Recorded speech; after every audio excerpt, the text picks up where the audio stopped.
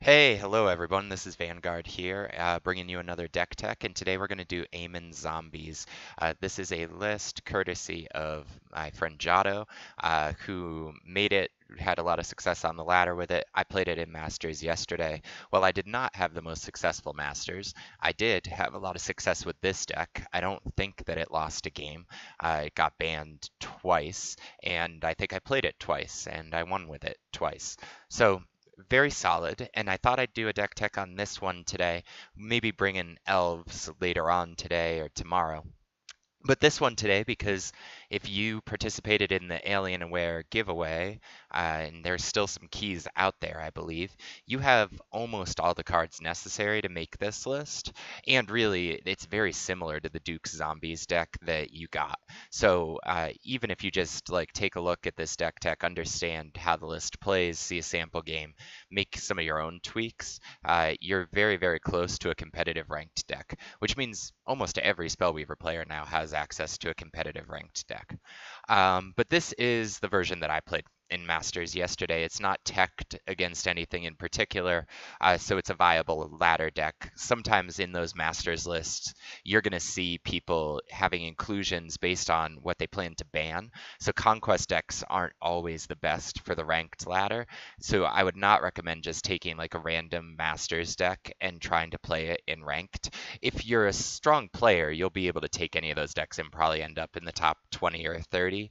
But if you're trying to get really far in the like into the top 10, or if you are a newer player that doesn't understand the list quite as much, or you're just choosing one deck to build, I wouldn't just take a random conquest list. There are some solid ladder decks, and this is a solid ladder deck in addition to being a solid conquest deck. I was hoping yesterday to target the New Horizons decks. It turns out that most of my opponents didn't run New Horizons, so my strategy didn't work very well yesterday. But that was going to be my goal, to go after the New Horizons list. And in many ways, I built my lineup with the hopes that it would give Duel a lot of trouble, because I felt like Duel's lineup was going to be really strong. Problem is, Duel beat a bunch of people, and I did not beat a bunch of people, and so we never played each other. But the thinking behind Zombies was that Duel would not ban this because he wants to ban the New Horizons list, and that I felt pretty good that I would have at least a fighting chance against one of his decks running Zombies. Didn't get the chance to try it out, and Duel can probably let me know if this would have had a shot. But here's the deck, and I will kind of take you through the cards. We'll do the creatures first and then the spells. So creatures, you're looking at a zombie curve, and this deck that Jotto has built here is a pretty good example of how to build a curve for zombies. You have some options of making the curve a little more aggressive, playing more one drop and two drop creatures. But if you do that, you're going to play less spells. And what I like about this curve is that you have some early game removal and then a very strong late game. So it's not the fastest possible zombies deck, but I think it's the best possible zombies deck. Zombie Legionnaire. This is a zombies deck. This is a good 2-2. You're going to beat people down, and you oftentimes want this in your starting hand. Next thing that we're looking at, Abhorrent Ghoul. Can you believe that this card used to not have lose 3 life on it? It was just a 2 mana 3/3. Uh, 3/3 in Spellweaver is much better than 2/2. And Abhorrent Ghoul as a 3/3 is much better than, say, the Order 2/3, I don't, Heavy Infantry, which is not nearly as good. Abhorrent Ghoul trades with a lot of things, and it has the zombie synergy, which allows it to become deadly. At 3/3, it's just a strong card. You want 4 of them, no doubt. Insatiable Ghoul, we're running 4 of them. This is not always included in the zombies list. It has a little bit, or can have some anti-synergy with Duke Hartsford. It can also have some synergy with Hartsford if you get it to hit, put a whole bunch of zombies in the yard, and then drop your Hartsford. But the 3/4 body, it's important against Rage Rush. It's a really strong card against soldiers most of the time, hard for them to deal with unless they're playing Knight Recruiter. So we're running 3 of these, or 4 of these, excuse me. Duke Hartsford. Duke Hartsford, brings just a ton of value. He's going to bring a bunch of zombies back onto the field for you, and you have a bunch of zombies. So in many cases, you're going to play Duke Hartsford with either 2 levels or 3 levels, and he's going to put or 3 zombies plus himself, 2 zombies plus himself onto the field.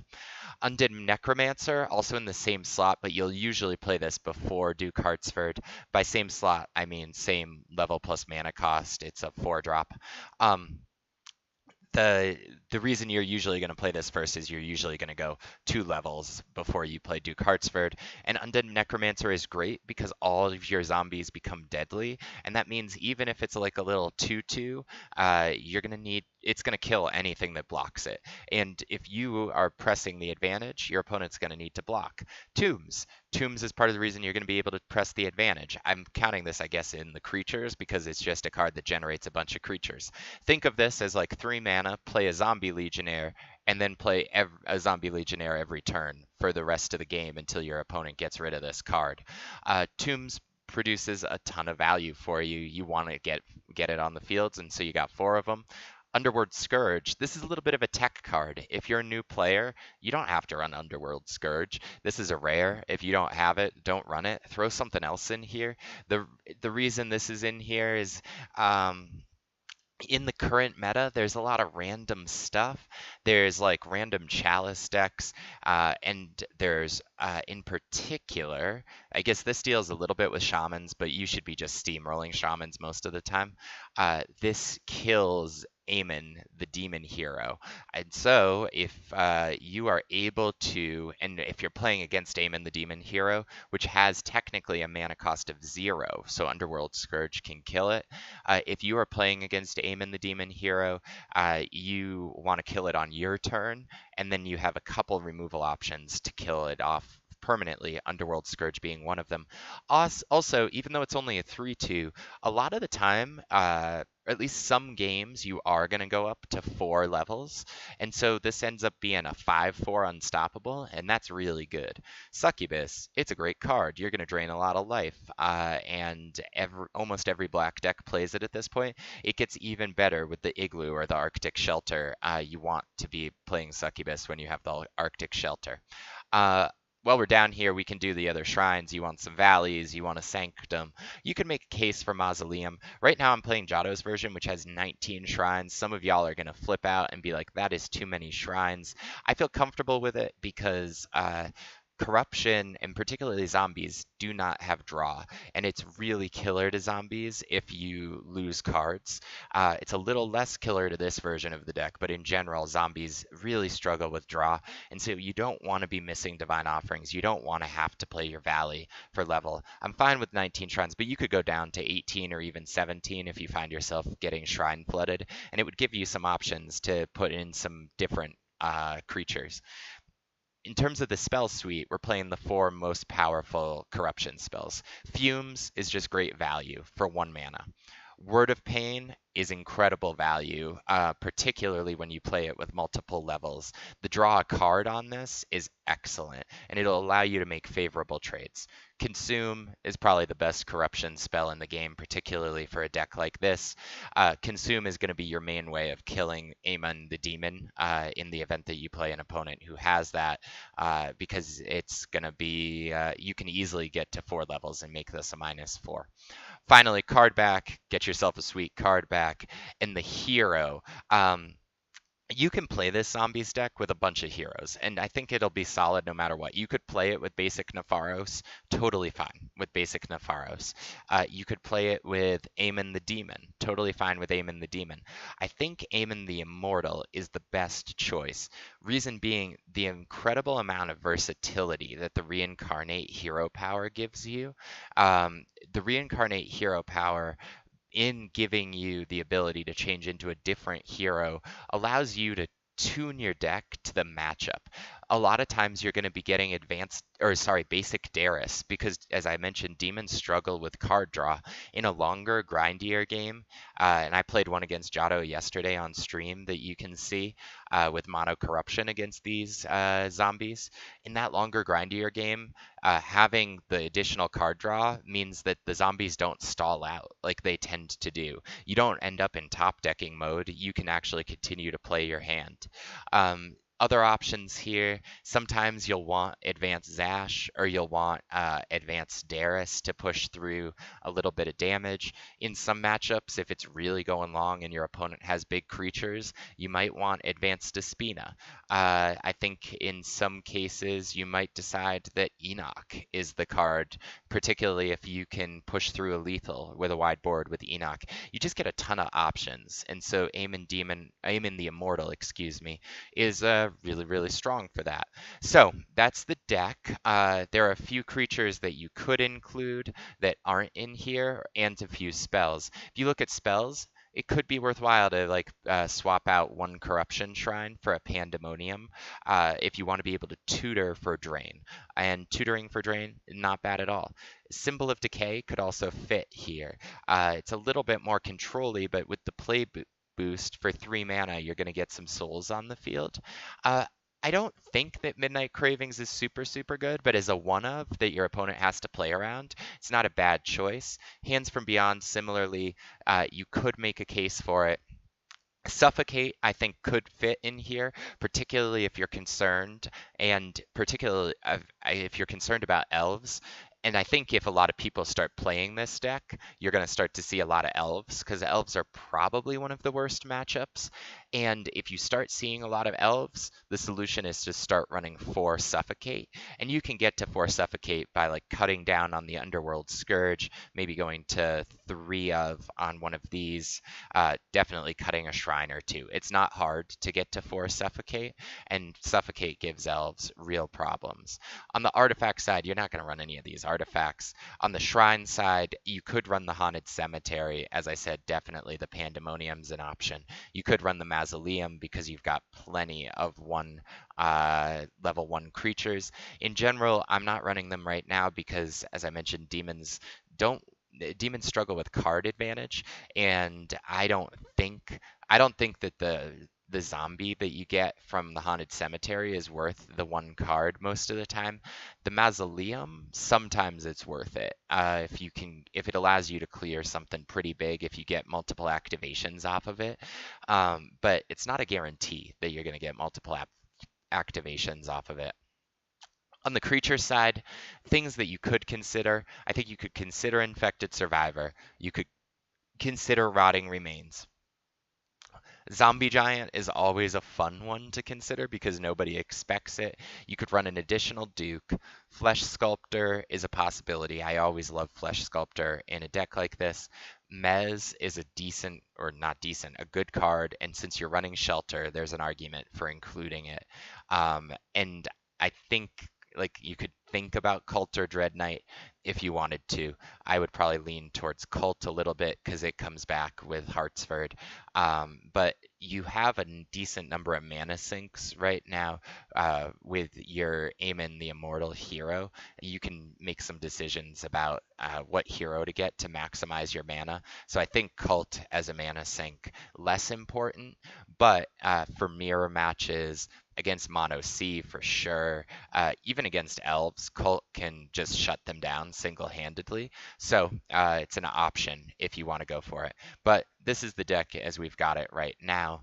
In terms of matchups, it should do really well against Burning Rage. Anything Burning Rage struggles with elves. And it should do or struggles with zombies, excuse me. It should do decently against most decks running New Horizons because it's able to put just a lot of pressure on the board. And it has the ability to get openers that no deck can beat, which makes it an interesting choice for Conquest because I think it has a fighting chance against everything, given similar to Rage Rush, like when you get the perfect draw in the way that Lucy V did against me yesterday in Masters. There's literally just nothing your opponent can do when you draw the perfect demon hand, or sorry, the perfect zombie hand. So Is the deck actually good? Yeah, I think it's pretty solid. So like I've been playing it. I think I went 5-0 with it last night. Jotto has been playing it and he's at rank 13. And then Crazy Legs, even though it's not showing Dispute or Aamon the Demon or Aamon the Immortal, excuse me. I've played a few games this morning with it and won all of them. So we'll hop into ranked and see if we can get a match here. And I will check the chat. Yes, this is being recorded. And yeah, this is recorded. And I just checked the chat for the first time. And I'm doing this as a deck tech. So please don't snipe me, Dobrsey. I mean, you're welcome to if you want to, but I want to show people how the deck runs.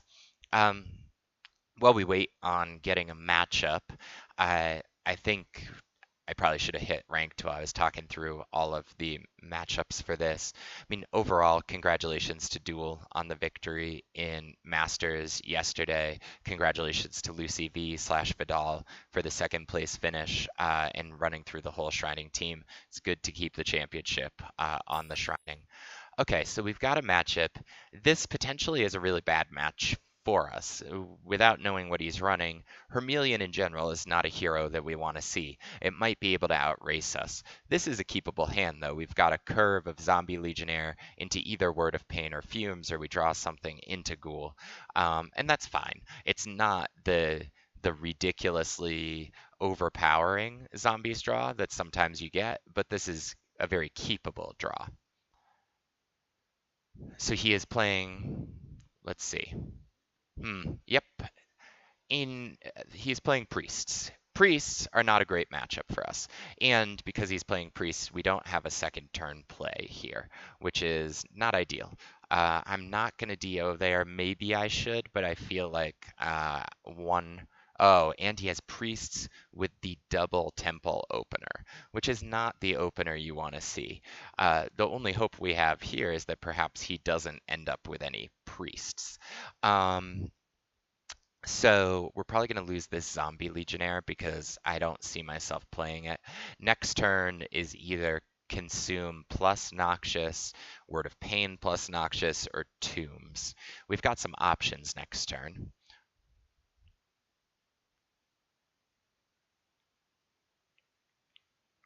There's the Relic Guard. Are we going to get hit with double Temple activation here? No, he does not double Temple. And we lost just a Hartsford there. There is no real advantage to me attacking in here, but there's no real advantage to me staying back either. So force him to decide whether to block. He does. And I think that's the right decision. And we'll go level and get our tombs going because there's really not much else we can do.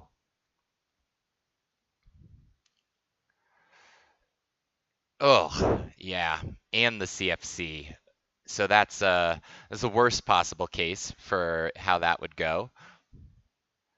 Double temple of activation with the CFC that allows him to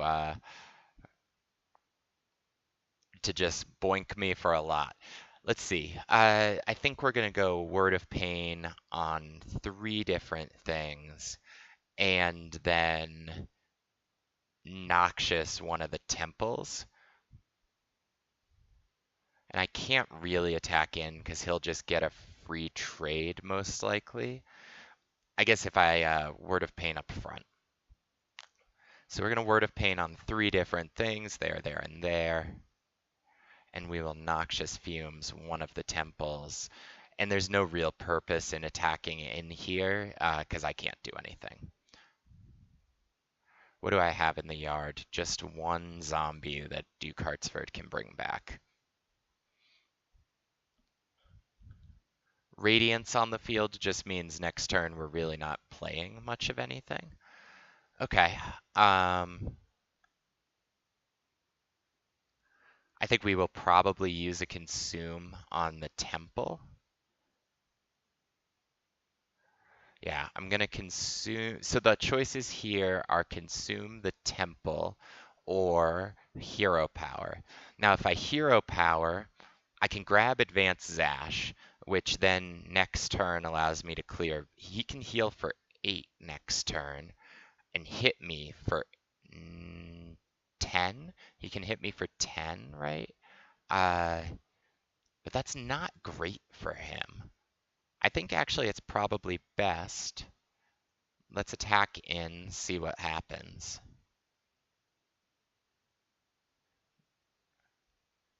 I think it's going to be best to hero power here. Will he block both of these? He will. Okay.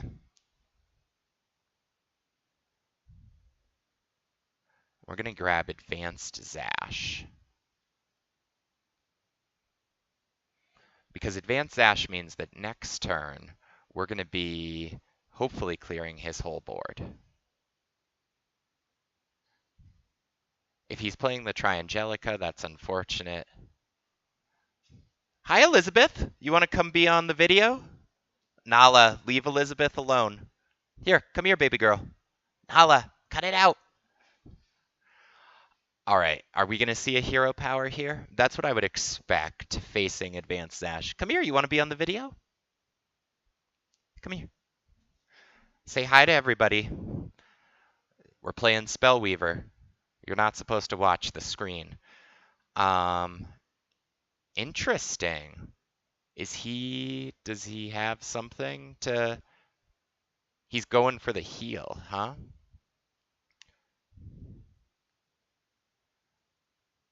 This makes me think that he is holding Word of Grace. Is he holding Word of Grace, Elizabeth? Huh? You need her? Say bye-bye, Elizabeth. Oh, you don't want to leave. I'm sorry. All right, so here are the options here. The options are Succubus. But if I Succubus, he's going to heal for 4 next turn no matter what. So I think it's actually better from a heal perspective to hero power. And let's see if he has the Word of Graces that he would need to win the game on this turn.